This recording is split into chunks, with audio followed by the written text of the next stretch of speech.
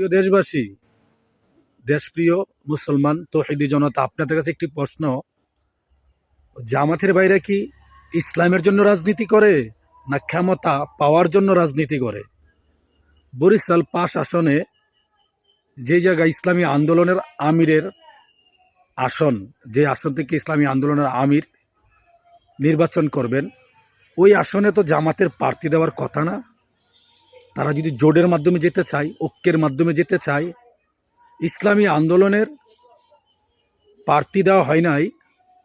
জামাতের আমির যে আছেন ডক্টর শফিকুল ইসলাম সাহেবের ওই আসনে ইসলামী আন্দোলনে কোনো প্রার্থী দেওয়া হয় নাই।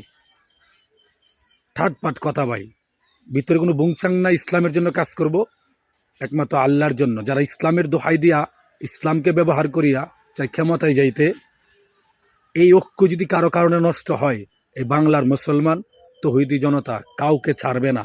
একটু কমেন্ট বক্সে বলে যাবেন, তারা কি ঐক্য চায়?